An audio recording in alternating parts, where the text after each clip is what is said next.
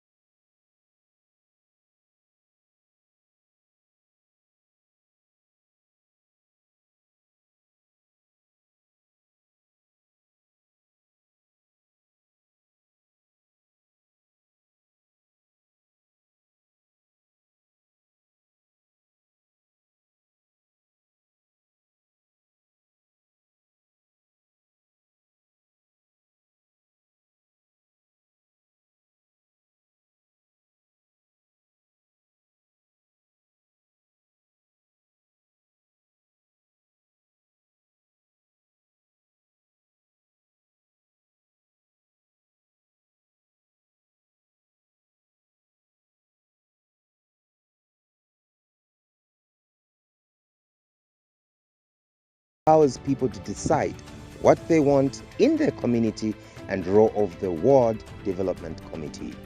First of all, I think we need to appreciate the fact that the decentralization program that has been running, I think, which was supposed to be implemented many years ago, meant empowering, the people, the local communities, to decide their own destiny in terms of development, in terms of everything else. Like Kaunda would say, the 5 areas of human endeavor. Those are the areas where this system is supposed to have people decide what they want, in their own areas, communities like we are here. But now with this developmental arrangement, the ward, which is basically the grassroots starting point for the community, is where you have the people directly involved. And like you said, what's the role of a ward development committee? Their role basically is to look at projects that are supposed to be run. For instance, in all the areas, we are looking at roads, we are looking at schools, we are looking at clinics, we are looking at agriculture. There's also the question of empowering, the people. So our role as a Ward Development Committee is to coordinate, the activities of the people in that given area. We are completely detached. We are non-partisan We don't belong to a political party, because the Ward Development Committee, the role is to help the government implement their mandate in terms of development, and that can only work through the Ward Development Committee, like I've said, who are non-partisan. So for us, I think that's a very good platform that will see people participate. So in short, that's the role of a Ward Development Committee, to coordinate the programs within a given ward. When it comes to the grants, any candidate that meets the criteria of accessing these funds is eligible to, by first belonging to that constituency, classified in need, have valid project proposal and registration. To access these funds, one has to get application forms at no fee from council offices, parliamentary office, Ward Development Committee offices, or local authority website. I think what has happened, the implementation to actualize the CDF, this is the first time that we're having it, and which in our view would definitely see a lot of development in the areas. I would say that all successive government, I can count from the UNIP era right through to the current, we've never had this opportunity, I think, as a people, to decide our own destiny in terms of how to use the money.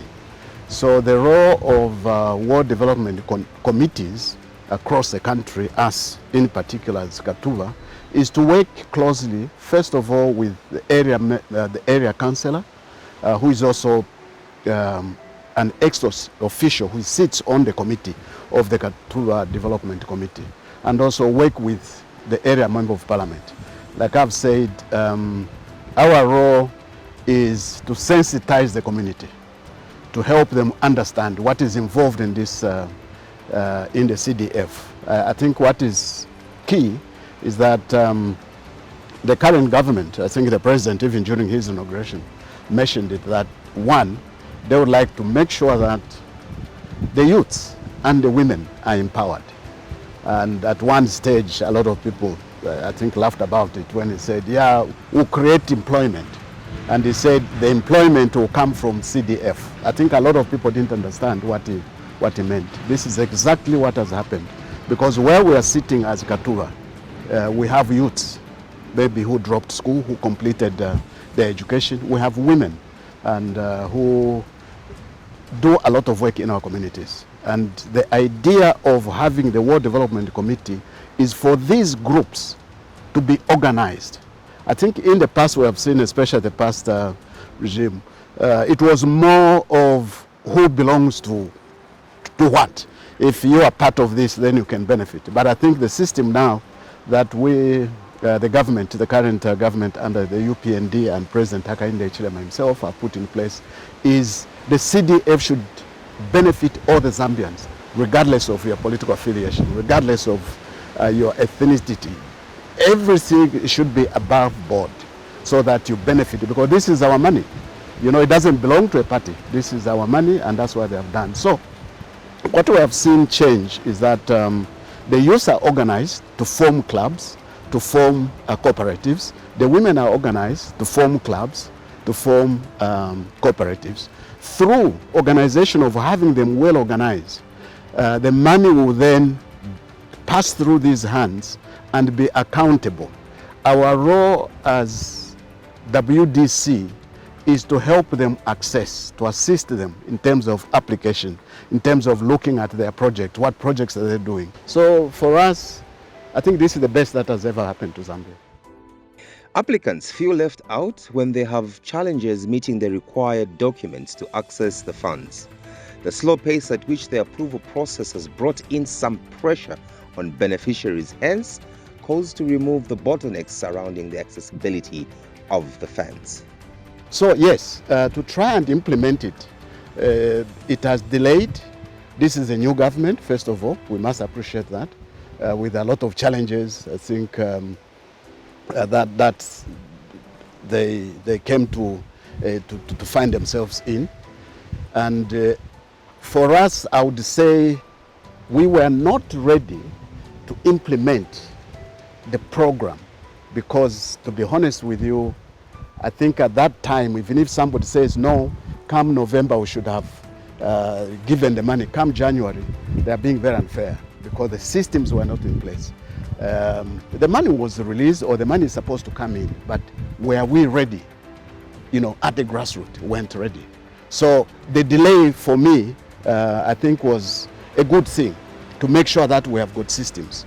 I think if you have followed when the whole program started, it was more of it being organized by the councils, it being organized by the constituencies, and then it comes now to us as ward development to try and have it implemented. And we were not ready, I can be honest with you, we were not ready. That's why the delay of this program came about. But definitely with the system now in place, I think it will help us understand better how we are supposed to implement it. Because this is money we are talking about. We're talking about money, we're talking about accountability. And sometime when I spoke to people, I said, look, if you make a mistake with this money, other people use it as a campaign tool. That money was sent to benefit a few. But our view is the way it has run, it will benefit all of us. Because now we are managing as a zone where I come from, Luo zone, or Manjuni zone, and so on. We sit and agree, and the benefits are there. Even when you are not picked for that particular, like quarter one, we have an explanation to give you. Sorry, the money was maybe small. This time we have given these people, next it will be your turn. So people understand than just leaving them in the dark. Simply say, oh, that's, no. So the system, yes, it has delayed, but I think for me, it's a good move because then now we can manage it properly. We understand what we're supposed to do, how it's supposed to be implemented, and especially the accountability part of it. The introduction of free education has seen an increase in the number of pupils enrolled in schools. And due to the increase in number of pupils, schools have recorded overcrowding in classes, shortage of desks, and most pupils have to learn while sitting on the floor. I'm Kachingwe, the head teacher for Manjuni, a primary school. This time around, it's called Manjuni Combined. Why? Because the school is running from ECE to grade 10. At one time, Manjuni was a small school. But because of the population increase at 10 miles, the school has become big. If you look at the population, when it started, the numbers were somewhere around 500, 600, but this time you're talking about thousands, 3,024 boys and girls from ECE up to grade 10. This population has an impact on the school because there hasn't been any increase in infrastructure. It's only, the population which is increasing. We don't have enough day seats to accommodate all the learners. We have teachers, yes, but when you look at infrastructure, it cannot marry with the numbers of learners that we have. The issue of CDF, when it was announced to say we are going to receive CDF, it was a joy to the school, knowing that now we will be placed in a better position. We have been waiting, and we are looking forward to the government, fulfilling, what they promised us. Because as it is now, most of the learners are sitting on the floors, and others don't even have where to learn from. A class this time around, it's about 120, 130 learners. So we need more of, the desks and more of the rooms where we can place all these learners. Somehow, it's affecting the learners. Looking at the numbers that are there in each class, it's affecting the performance of our learners. Teachers are trying their level best, to teach these learners. But because of the population which is there in classes, somehow, learners are being affected. And mostly, they sit on the floors. Now, our cry is that if at all what we have been promised can come, we know it will go a long way. And we know it is coming. It is coming, and very soon we are receiving it. We are receiving the CDF fund. It's going to do wonders, actually, when it comes.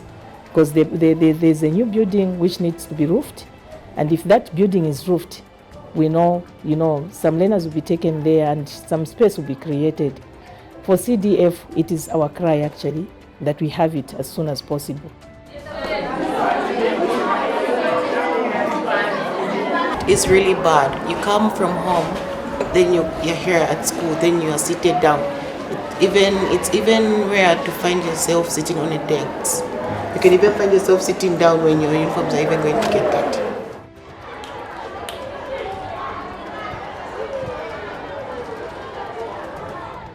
These are grade 7s, an examination class. As you can see, others are seated on the floor, others on boards. In fact, what has happened is that most of them have not come today because of the code. Otherwise, the class is supposed to have more than 120. But as you can see, these are only 90 what? Today they are 86. They are 86 today. And how about those absent? It's just because of the weather, yes.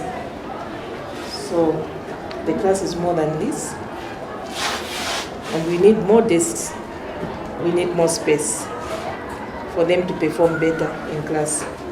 If you see, this one is writing on the laps. This one on the laps, both girls.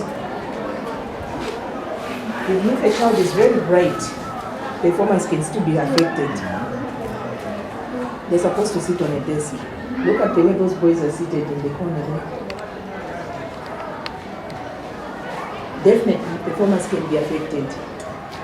It's true that our performance is affected by this because we are a lot in our class.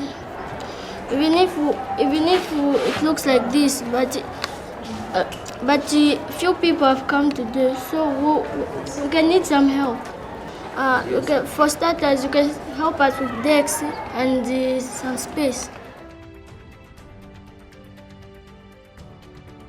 First of all, we need to understand that the school, the issue that you've raised, it has raised a lot of interest, especially among our people.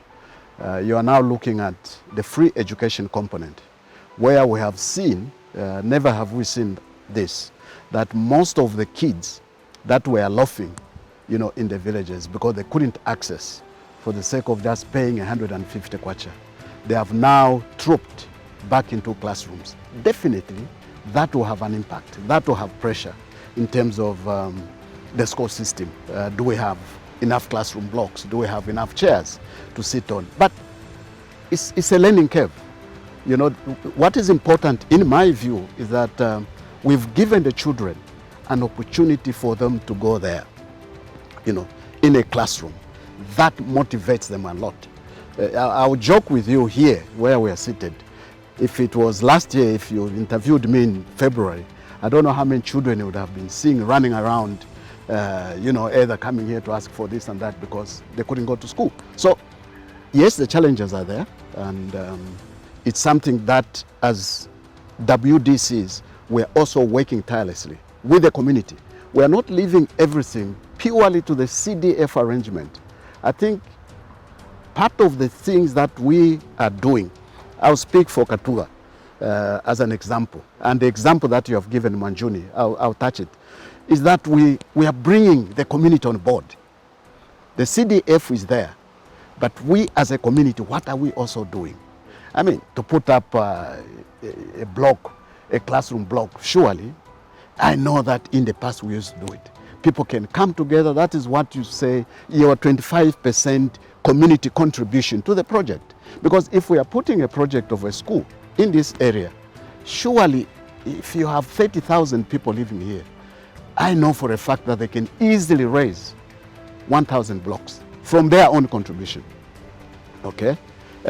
So that is happening, especially Manjuni. Let's maybe zero in on Manjuni. The block that you have seen, that was funded, I think, sometime last year, and I know that the money is there. We approved it to complete that block and also make sure that everything is running. Now, why is it that the pupils are sitting on the floor at the moment? What has happened because of this empowerment of the youth? What we are working on now, these groups that have been, who have applied, formed the cooperatives, the youth and so on. The issue is, gentlemen and ladies, can you, as carpenters, start participating, to make sure that you produce desks? So the phase 2, because the quarter 1, we are looking at bursaries, we are looking at empowerment, which has now started being implemented. The quarter 2, which is supposed to come, that is now for the community projects, like schools, desks, like you have said, and so on and so forth. But you see, the government again has been very methodical in terms of how this should be done. And their argument, in my view, is valid. Why don't we finish the projects that are at roof level, the projects which are standing? Let's mobilize resources and complete those projects before we start other projects, because then that will make sense. Than it used to happen, you go and build a block there's nothing and so on. So yes, Mwanjuni, I say that in the next 2 months when you come back to interview us, I think we'll go to the school, you'll find it roofed, you'll find the people sitting on their desks, because this is what we are doing at the moment. So I agree with you that yes, while we look at accountability, we should also look at things that will benefit, because there's an argument. I mean, free schools, education, and then the children are sitting on the floor. Yes, it doesn't go well, but the most important thing is we have brought these children who should feel part of society. The free education has raised a lot of interest, and that's why you go, wherever you go, whether it's in Chavuma, in Katuva, in Chipata, you get classes crowded. But this is something that will be resolved. God willing, by the end of this year, we should see improvement. I talked about population. I talked about population increase. A normal class is supposed to be to have 40, 45 learners, 50, 60. That is too much. Okay. Now, a situation where we have 2 in 1. When you talk about 120, 130 in a class, that is too much for a teacher. So definitely, you don't expect the performance to be at that level, which is so pleasing. It is affecting the learners mostly. It is affecting the learners mostly because they can't perform well. Mostly they learn on the floor. They sit on the floor. They write while seated on the floor. Now imagine, as cold as it is, learners are seated on the floor. Performance can't be good. For parents that applied for grants, all they have to do is submit their project proposal and wait for the approval of the committee to access the money. Those that need funding for school fall under a different cluster, not grants, so this has to be clear. However, this may not change overnight because the fund is managed under an Act of Parliament and may need to be amended to allow a smooth transition. Councillor for Katuba Ward, Mudemba Sibanda, confirms the challenges with the process of accessing the fund. The Udon government is coming in with a huge amount of CDF, which is 25.7 million kwacha, which will be released quarterly. Already, the first quarter, the monies were released, and this money came. And I know the next question would be: have you spent the money? We have not spent the money because we have had a lot of hiccups in terms of issues to do with the guidelines. These guidelines have been written and rewritten and rewritten, so that has delayed the implementation as well. Also, on the other part, we have also been delayed by the way the procurement procedures. Like at this school, we have a project, a 1x3, which is supposed to be roofed. From the CDF for last year, the last 1.6 million kwacha, the share that came for this ward is supposed to roof the 1x3. But you can imagine, from last year up to today, we have not managed to have received the materials. Of course, they are on their way coming, but there are hiccups. Procurement procedures have actually been complicated. Last year, when the money was coming, we had already applied. After applying, this quotation that was given to us last year, when the monies were released, by the time the procurement people were doing their procedures, the prices had changed. So, and there is this issue of the MPI, I think you've heard about it, the market price index. The materials which were quoted last year, for the procurement to go and procure those materials this year, the prices have changed. You can imagine, I will set an example of the lift channels. A supplier wants to supply lift channels at 220. In the shop, the lift channels are 190. In the MPI, the lift channels are 150. So where would the supplier get the 150 lift channels to supply? The moment that there's that disparity, they cancel the order, they will start all over again.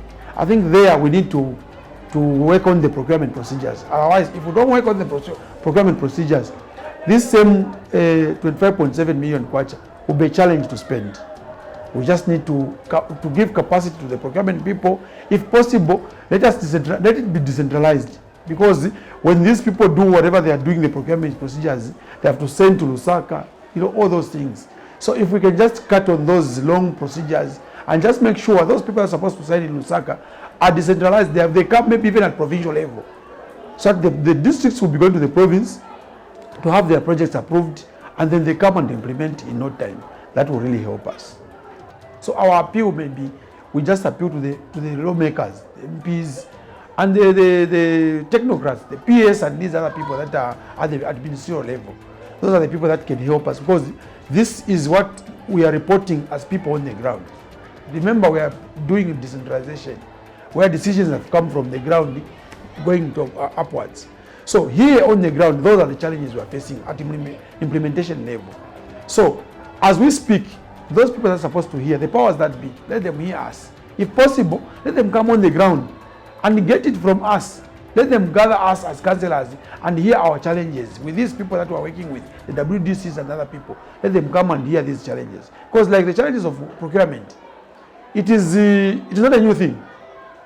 You can imagine, 1.6 for last year has not been spent up to now. And we're talking of 6.5, which was released for the first quarter. So if we have not spent the 1.6, how are we going to manage to spend the 6.5? The issue is no, because the hiccups are still the same. So we need to work on the procurement procedure so that these issues can be sorted out. And Kelvin Mutende, Councillor of Mungule Ward, acknowledges receiving applications from community members, but equally concerned about the guidelines. Since the time when the CDF was increased from 1.6 to 25.7 million kwacha, we have received a lot of applications. That is bursary, empowerment and community projects. I think we have done ward appraisal, we have done constituency appraisal. As I'm speaking right now, we're just waiting for the minister to approve the projects, so that we can start implementing the projects for 2022. I think the challenge that is there, maybe the guidelines for CDF, because they had introduced new guidelines, which made us to delay to implement these funds, to access these funds. So, but for now, since we are in the second quarter, and I think we'll move very fast to the stakeholders. I just want to appeal to our stakeholders, maybe to work together and to be patient, because we have to follow the normal procedure, how we can implement our projects and how we can access these funds. My last word is just maybe to appeal to the general membership of Mungule that we are on top of things. Let them just be patient. I think when the minister approves the projects for 2022, we'll move very fast before the end of the year. We'll do all the approved projects. The policy on bursaries is in two areas. There's first what you're calling the secondary school, the children that cannot afford to go to a boarding school, okay? They have passed with good results, but unfortunately they cannot access to go to school. That is number one. Those are the kids that definitely, some of them have already started going. Those are the ones we started with, I think when this program started, to make sure that they access, they go. If a child has been selected in Chavuma and the parents are here, I apply through here because that's where he comes from. And he's been accepted in Chavuma, secondary school, whatever it is. When it's approved, the government pays. So that has started working, you know. Two, there is the skills. Again, the skills bursary. The skills bursary does not allow or does not allow a child to university. It's up to, and that's why it's called the skills. The skills is to try and empower this child who has completed, not failed, who has completed his grade 7, completed their grade 9, and completed their grade 12. Okay? But unfortunately, they can't proceed. So now the government, under this CDF arrangement, they want to empower this child, a girl, whatever, with a skill for them to survive. And these skills are basically to allow a child take a field which in the end will help them stand on their own. Typical example is automotive mechanics. You have boys who think, no, I can do it, or even girls. It should not just boys. I can do it. There's that component. You can go to TVETA, and the only institution that have been, again, I think listed is TVETA, which is a government-run organization. For you, for my child, for your child to apply, to go and do carpentry. They will do their carpentry, they will complete, government will pay. All you do is go to TVETA, get your application form, as long as you produce, yes, I completed my grade 7, and they will look at it, okay, it's grade 7, no, maybe why don't you do carpentry, or whatever interested area that they want. They will do that, they will collect it, bring it to us, and the first thing, accountability and also transparency, is to make sure that that child comes from a Katuba ward. And within Katuba ward, you also want to make sure that the child comes from Kalao village, or Serengwe village, or Manyama village. So there is this process of identifying, because why are they doing it? It's very simple. It's one way of encouraging you and me as parents to make sure that we need to identify ourselves with where we came from. Because if my child, I live here, this is my home, okay? If I say there's this child and they have applied, I'll go to my headman. Headman Kala will say, oh, Chingambo, okay, yeah, no, the child, yes, we know them. They'll give that, we attach it, we approve, and we send it to the council. So, again, that's the area of the bursaries. And what is more interesting, I think, about the skills bursary is that when you complete, for instance, if you're doing automotive mechanics, you go there, you don't have the money, because that's the other question that you ask. Yeah, I can go there, so what? Come back. You can come back when you have qualified with a diploma, with your certificate, and come back to CDF, come back to the committee and say, now I've completed this is my certificate. I would like to apply for a grant or a loan to allow me buy equipment so that I implement the skill that I've. So these are all the processes which have been put in place. And I mean, when you look at it realistically, honestly, what else would you ask for? That's the best. Instead of me, okay, mwana, series of school, come now that day I've completed, now I need 10,000 kwacha to buy a tool and so on.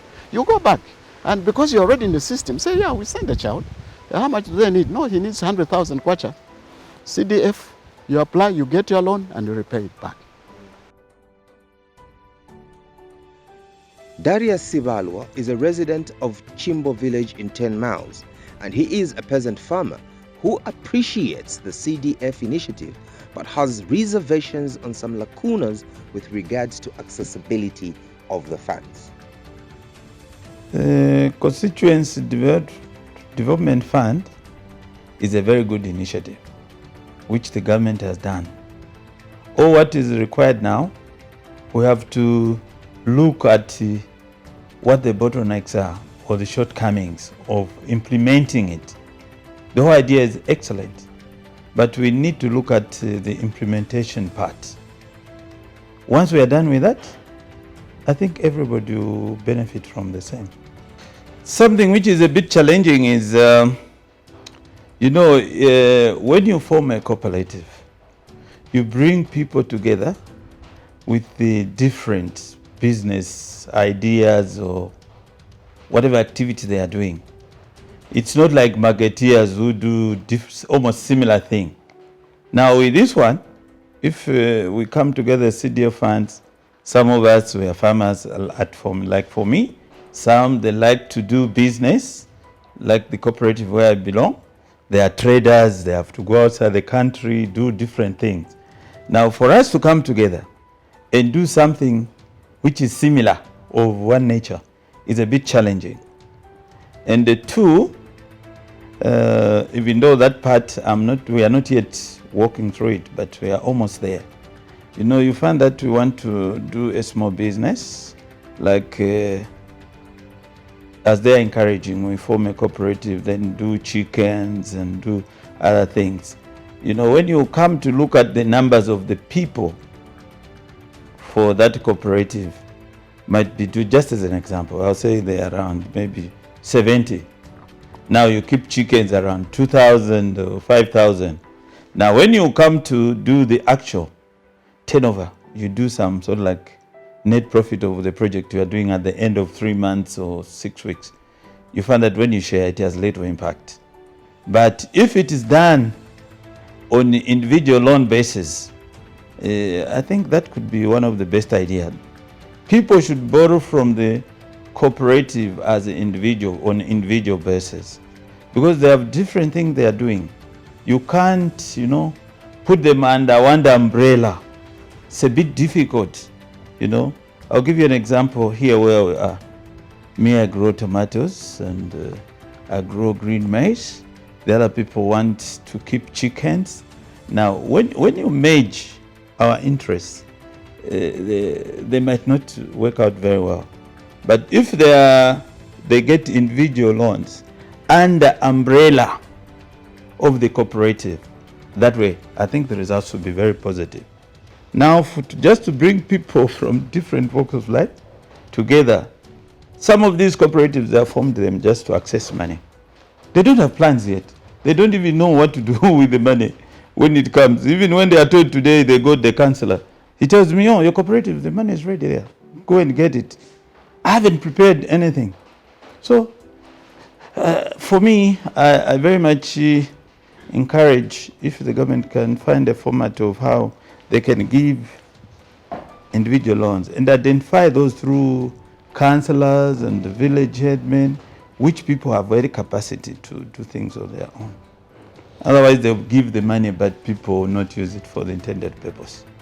Something new has a lot of roadblocks, here and there, and they can't, where men are concerned, some people have long fingers. If you make it too loose and so quick without putting in real stringent measures, it might be a big risk. But so far, some cooperatives within our community have started receiving. I think there are just very few bottlenecks. We are almost there. Because personally, I belong to a cooperative. My cooperative is almost getting something. So it's a question of how prepared we are as recipients. And the two, the government, I can't say they are doing very well or they are not doing very well. What is required is we should have frequent meetings where we review what we want to do. Where there's communication is key to everything to succeed. So we need to frequently meet and discuss some of the shortcomings. But so far I can say we're on track because we are seeing what's happening. Going forward, applicants should get more information on what's required and who is eligible to get these funds, what projects can be funded, and how one should apply for the funds is key, as information is power to boost one's knowledge.